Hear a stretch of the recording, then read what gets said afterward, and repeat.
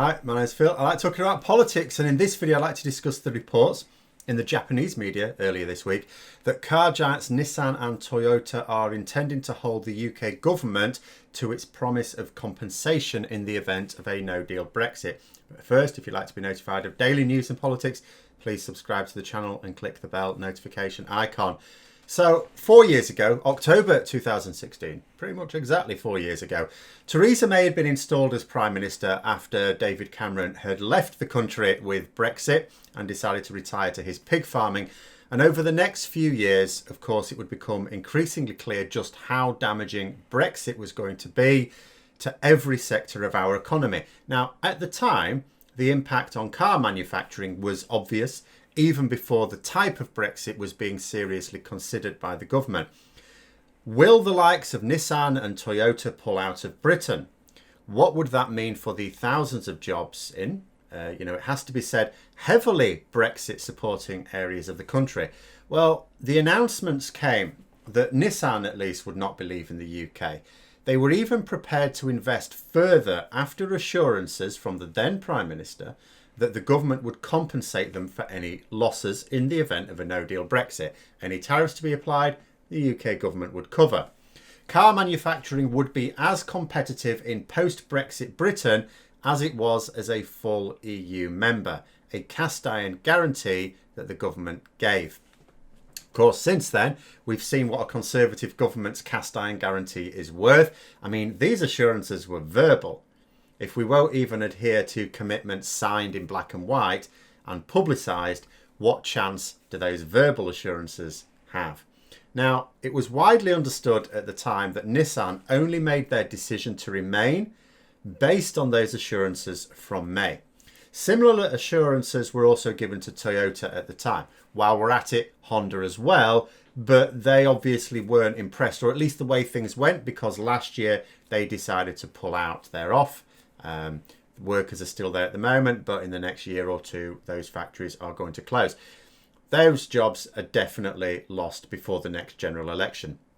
Now, earlier this week, Japanese newspaper Nikkei were apparently reporting that both Nissan and Toyota, who at the moment have not decided to leave, in fact, Nissan, as I said, had committed to stay in, are about to remind the government about those assurances, with a no-deal Brexit looking, from the outside at least, we don't really know inside, but from the outside at least, looking more likely. The government will need to cover the additional tax on exports as they were promised 4 years ago. Now, as a little aside, it is a little bit crazy to think, do you not, that 4 years has passed and still companies do not know what our trading arrangements are going to be post-Brexit. I mean, can you imagine what Brexiteers would have said in 2016 to that concept if we'd have said, look, we don't actually know what Brexit is. Theresa May goes, Brexit means Brexit. All right, so what exactly is our trading arrangement going to be with the EU? Well, we'll sort that out. When are you going to sort it out? Are you going to sort it out in the next 4 years? Yes, of course we will. Of course we would. Well, we haven't. If you put it to them that we'd be still working out how we're going to trade with Europe 4 years later, they'd have added it to the list of Project Fear, wouldn't they?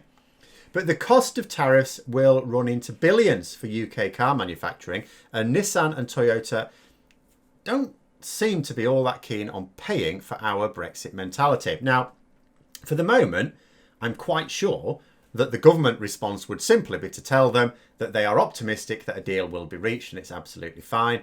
As such, I doubt that Nissan or Toyota would expect to get a definitive answer just yet. That would have to wait until the end of the month, or perhaps very early November, because by then, either we will have agreed a deal in principle, in which case they can say to them that it's all fine. Of course we would have stuck by our commitments, but it's fine now. It's all okay. Or they will have to say that, we are leaving without a deal. There it is. What will be interesting to note is what will Nissan and Toyota do then, because they've made certain commitments themselves, Nissan in particular, based on commitments given by a government that at the time they obviously believed, possibly at the time with good reason. The fact that they are reported to even be getting ready to hold the government to these promises suggests that they may lack a certain level of trust with the current government, Boris Johnson's crew. Again, not without good reason, I would argue. After all, if they trusted the government now, why bother to press them on it? Because it was promised, after all, promised. Of course it will be delivered because they're trustworthy. And if the government do try to wriggle out of this commitment, which they certainly will, won't they? What then? So will the government be taken to court? We are expecting an awful lot of businesses to take the UK government to court over Brexit in the fullness of time. Will this be one of the first ones? After all, the commitment may not have been written down. I think some people will go, oh, but it wasn't written down. If it's not written down, it doesn't count. Well, yeah, it does. It was widely reported, and it wasn't denied by the government. Now, of course, we may not know the detail of that. Where it would stand legally, I'm not sure. I know verbal contracts are perfectly acceptable, but again, if they're not recorded, how do you know what was said? I don't know. But I don't want to be fooled into thinking that a contract must be written down to be effective. That is not the case. I would also suggest that Nissan and Toyota are very large companies who I'm sure are well used to defending their position. And if they do plan legal action, and there's no suggestion at the moment that they do, but if they didn't get the answer that they wanted from the government, I would think that they'll know what they're doing. I also wonder how easy it would be to pull the plug on Britain if they go, look, we're not going to get these commitments honoured. So actually that determined our decision to stay. How easy would it be for them to pull the plug if they're screwed over? If they've already, particularly Nissan, as I say, have already started some investment. Some car factories, like I said, have already announced closures. The impact of this has been muted because they weren't with immediate effect. They don't close a factory overnight. It takes a couple of years. Otherwise they lose even more money. So the affected workers, the ones who are definitely losing those jobs, are still in those factories, still getting paid quite well. And they may imagine that other jobs will turn up when the factory closes. The wider community may imagine that something else will turn up. I can't think of any other reason why those same communities continued to vote for Brexit last December. So now we'll have a situation that the government will have to manage. They've already shown that they won't support businesses through COVID. So people may already be wondering, well, why would they offer support for Brexit? Because after all, COVID in itself is nobody's fault. The pandemic is nobody's fault. It's certainly not Boris Johnson's fault. The fact that we're suffering much more than other countries, but, in itself is not. But they can blame Brexit on the people. After all, the people voted for it. That's what they will say. Naturally, they'll not draw attention to the fact that they personally told a lot of lies to persuade people to vote for it. They also won't draw attention to the Russian money they took in order to make it the hardest Brexit possible. As far back as last year, they were changing from telling people that Brexit would bring wealth and jobs to saying, well, no one said it would bring wealth and jobs. I mean, we said that people would lose their jobs as a result of Brexit. I mean, we were quite clear about that. It's funny how no one can find a recording of that, isn't it? Pre-2016. Certainly didn't see it in any of the Vote Leave or Leave.eu literature. About 12,000 people are employed by Nissan and Toyota, as far as I can tell. And they are, like I said, decently paid in terms of the national average. It's pretty good pay.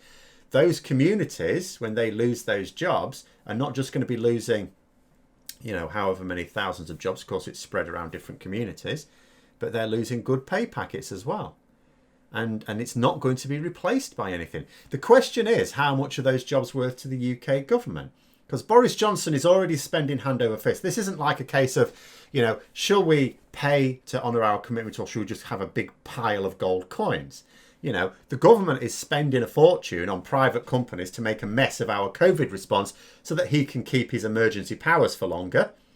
Doesn't look like he's going to be able to afford to level up the north of England as he promised in the general election. Indeed, although he's still promising it, if you look at recently announced plans, they're already cutting out the north of England from those spending plans. So how much would you compensate to car manufacturers for which there will be no tangible benefit? This will be paying money to tread water. Doesn't get an extra boost, doesn't get an extra benefit. It just prevents a further depression. But there we are. Hope you found the video interesting. If you did, don't forget to click the like button. If you'd like to support the channel further, please also click the Patreon link for details. And until next time, I'll see you later.